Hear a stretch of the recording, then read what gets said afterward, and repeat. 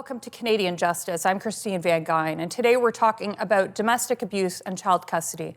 This episode includes details of a case that may be distressing for some viewers. On February 9th, 2020, Robin Brown took his 4-year-old daughter, Keira, hiking at Rattlesnake Point in Milton, Ontario.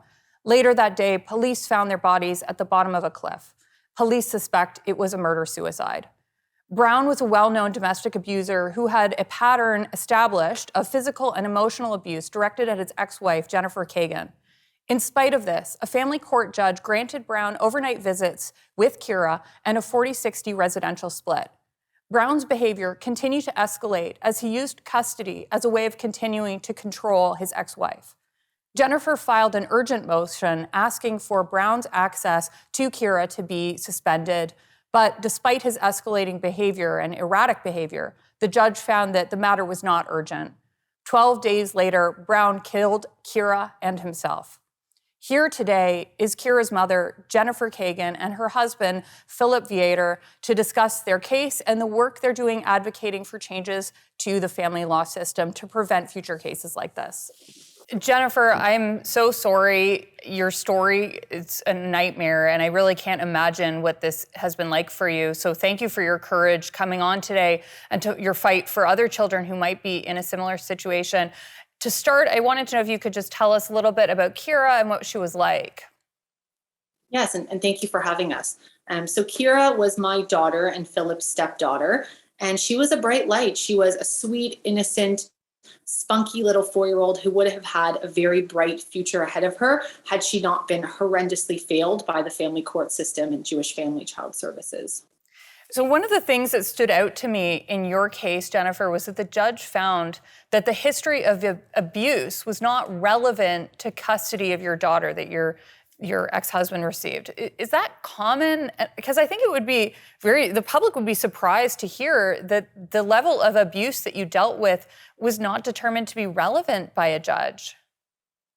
And it's an erroneous notion that domestic abuse is not relevant to parenting, and that type of, it's so incorrect. And that really highlights the need for judges to be educated on domestic violence and coercive control. A history of violence towards the partner, coercive controlling behavior. When you have somebody who's a very dangerous perpetrator, this is all extremely relevant to parenting, right? You can't separate the two, because what the perpetrator will do is use the child to then get his claws into the victim. So the child is a victim as well.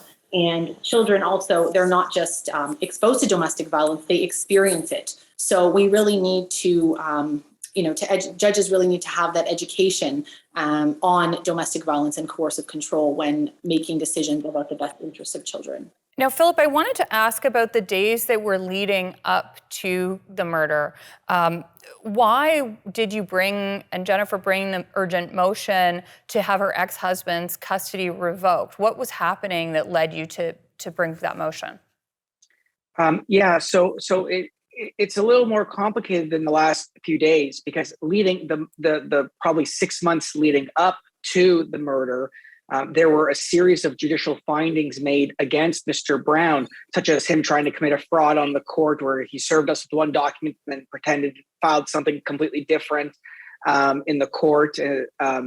His access was actually curtailed a little bit in one ruling in August, with strong warnings that his access could be curtailed further.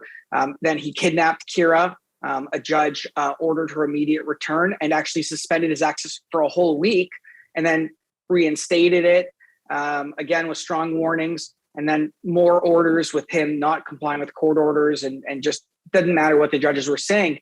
And he was escalating to such an alarming level and crossing lines that were just horrible. So we believe that Keira was in danger. Her psychologist also believed that she was in danger. And so we brought that emergency motion to have his access either suspended or at least supervised for the time being. Philip, we've only got 30 seconds left, but I wanted you to respond to that previous question I had about, is it common for judges to think it's not relevant that there was domestic abuse against a spouse in a custody decision? It's a roulette wheel. You may have a judge who is more abuse informed and will consider it relevant. then you have many judges who are not abuse informed, don't have the training, and they will perhaps ignore it. And so it is actually quite common. And that's the horrible thing. A child's life will depend on which judge you get.